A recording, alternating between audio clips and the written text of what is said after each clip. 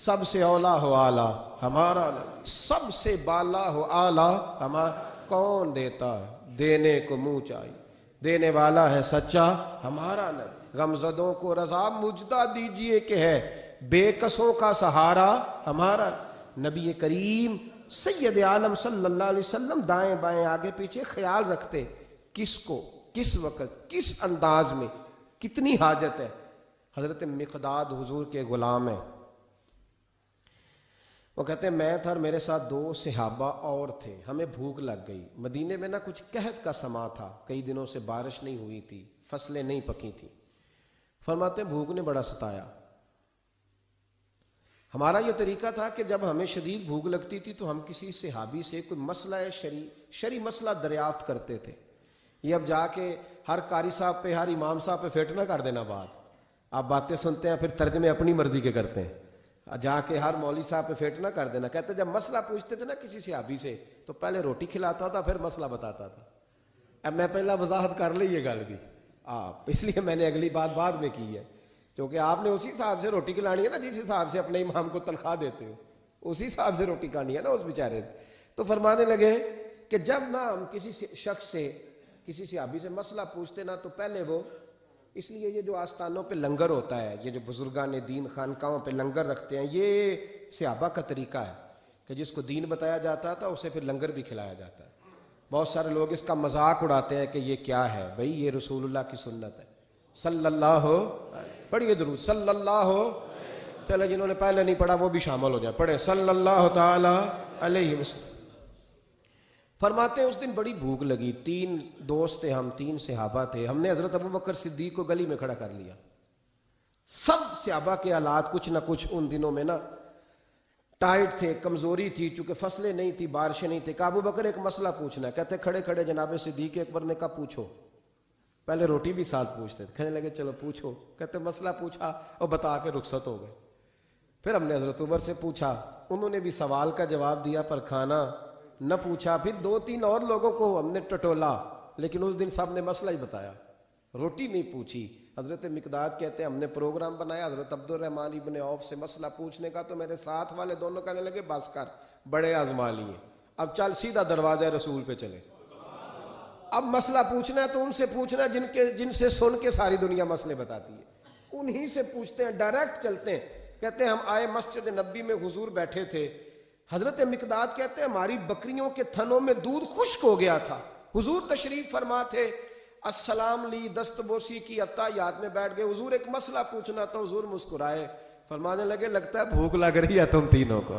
مجھے مسئلے کی سمجھ آ گئی، بھوک لگی ہوئی ہے یا رسول اللہ بڑی؟ فرمایا میری 4 بکریاں ہیں اور اللہ نے فضل کیا قحط میں بھی ان کے تھن دودھ سے بھرے ہوئے ہیں۔ فرمایا جاؤ، 3 تم ہو، چوتھا میں ہوں، اس طرح کرنا، 3 بکریوں کا دودھ تم پی لینا، 1 کا میرے لیے لے آنا۔ کہتے ہیں یا رسول اللہ ہم پی آئے، تو حضور نے فرمایا رکو، جب تک تمہارا دل کرے میرے مہمان بن سکتے ہو۔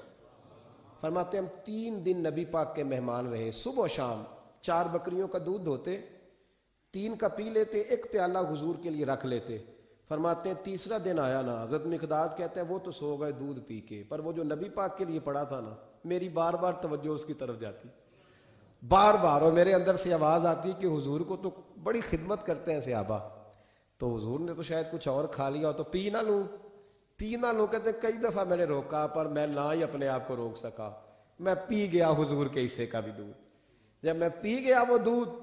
کہتے ہیں اب پینے کے بعد جو پریشانی ہوئی وہ زیادہ تھی، دل میں خیال آیا اگر حضور ناراض ہو گئے کہ بھئی تمہیں تمہارے حصے کا دودھ دیا تھا اور مسلسل 3 دن سے مل رہا ہے، پھر کیوں پیا؟ اور حضور ناراض ہو گئے تو گرا جو ان کی نگاہ سے وہ سنبھل نہیں سکتا۔ فرمانے لگے اسی پریشانی میں تھا کہ حضور آ گئے، اب تو میرا وجود کانپنے لگا، سرکار سیدھے اس پیالے کی جانب گئے جس میں دودھ ہوتا تھا۔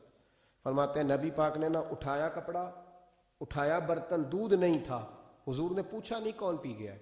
بلکہ نبی پاک نے ہاتھ اٹھایا کہ اللہم اطعم من اطعمنی واسقی من سقانی، یا اللہ جو مجھے کھلائے تو اسے کھلا، جو مجھے پلائے تو اسے پلا۔ حضرت مقداد کہتے ہیں میں نے کہا اوہو یہ تو بڑی قیمتی دعا مل رہی ہے، بکریاں میری جو بکریاں تھیں وہ تو پہلے نہیں دودھ دے رہی، تھنوں میں دودھ خشک ہے، اور اتنی بڑی دعا کہ جو کھلائے اسے کھلا، جو پلائے اسے پلا۔ نبی کریم علیہ السلام کی دعا سنی تو کہتا میں بستر کے اندر منہ دیا ہوا تھا، جھٹ سے میں نے کپڑا اتارا، چھری پکڑی اور اپنے باڑے میں چلا گیا کہ ایک بکری ذبح کر کے لاتا ہوں، حضور کو کھلاتا ہوں تاکہ یہ دعا مجھے مل جائے کہ یا اللہ جو مجھے کھلائے تو اسے کھلا۔ فرماتے ہیں میں بکریوں کے باڑے میں گیا، جن بکریوں کو کئی دن ہو گئے تھے دودھ نہیں دیا تھا، جیسے ہی میں نے چراغ جلایا میں حیران ہو گیا کہ سب کے تھن دودھ سے بھرے ہوئے۔ کہتے میں نے 3-4 بکریوں کا دودھ دھویا، برتن میں بھرا، محبوب کی بارگاہ میں لایا۔ کہتے ہیں حضور نے خوش ہو کے پیا۔ جب پی لیا نا نبی کریم نے تو حضور فرمانے لگے چل میں نے تیرا لایا پی لیا، اب یہ بتا میرا کس نے دیا تھا؟ اب وہ والی بات کرنا جس کے گچھے سے لچھے جڑے نور کے، ان ستاروں کی نزہت پہ لاکھوں سلام، ان کے خطبے کی ہیبت پہ کروڑوں درود، ان کی باتوں کی لذت پہ لاکھوں سلام، جس کی تسکین سے روتے ہوئے ہنس پڑے، اس تبسم کی عادت پہ فرمایا بتا میرے والا کس نے پیا؟ کہا یا رسول اللہ بڑا روکا اپنے آپ کو،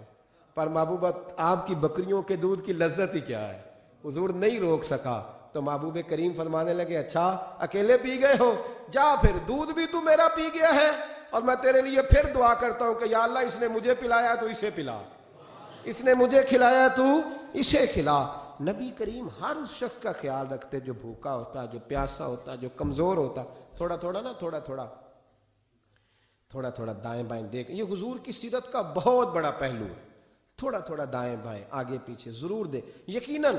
یقیناً جب آپ کسی کے کام آتے ہیں تو آپ کو آزمائش سے گزرنا پڑتا ہے، یقیناً۔ میں نے اپنے دور میں یہ منظر دیکھا ہے، اگر آپ ہاتھ پھیلا رہے ہیں تو آپ مانگنے والے ہیں، اور اگر آپ ہاتھ نہیں پھیلا رہے تو لوگ کہتے ہیں پتہ نہیں کوئی تو چکر ہوگا، اگر آپ سوال نہیں کر رہے تو پھر لوگ کہتے ہیں کوئی تو ایسا کھاتا ہوگا جہاں سے دولت، یعنی کوئی ایسی سمت نہیں جہاں آپ محفوظ رہ سکیں۔ آپ کو دونوں جانب سے لوگ گھیریں گے، دونوں جانب سے۔ جب آپ کسی کے کام آئیں گے، جب آپ کسی تک پہنچیں گے، جب آپ کسی کو، اور میں نے یہ بھی دیکھا ہے، میں ساری حفظ ما تقدم کے طور پہ آپ کو سمجھا رہا ہوں، آپ نے کسی شخص کی مدد کر دی نا، آپ نے مدد کی تو وہ بھی کئی دفعہ بدگمان ہوتا ہے کہ اس کے پاس بڑا کچھ تھا تبھی تو مدد کی نا اس نے، حالانکہ آپ نے ان باتوں پہ غور نہیں کرنا، یہ ساری چیزیں آئیں گی، کیونکہ اگر کسی شخص کی بری عادت کی وجہ سے آپ اپنی اچھی چھوڑ دیں گے تو پھر آپ کا نقصان ہوگا، اس کا نقصان۔ نبی پاک کے اخلاق یہی ہیں کہ سامنے والا جو مرضی کرے، ہم نے وہ کرنا جس کا درس ہمارے نبی نے ہمیں دیا ہے، ہم نے وہ کام کرنا جس کا پیغام ہمارے رسول نے ہمیں دیا، اس لیے بڑی خیر کریں، دائیں بائیں آگے۔ کچھ لوگ بہن بھائیوں سے اچھا سلوک کرتے ہیں، جواب میں اچھا سلوک نہیں ملتا، مجھے پتہ ہے نہیں ملتا، تو آپ یہ بتائیں کہ ان کے ساتھ اچھا سلوک اللہ کو راضی کرنے کے لیے کیا تھا یا جواب لینے کے لیے کیا تھا؟ تو آپ نے نہیں دیکھنا کہ سامنے والا کیا کر رہا ہے، آپ نے یہ دیکھنا ہے کہ اللہ کس بات میں راضی، اللہ کے رسول کس بات میں راضی، میری آخرت کا نفع کس چیز میں، میری روح کو، میرے ضمیر کو اطمینان کیسے ہے، یہ تصور رکھ کے جب خیر کریں گے تو پھر اللہ بڑی ہی بھلائی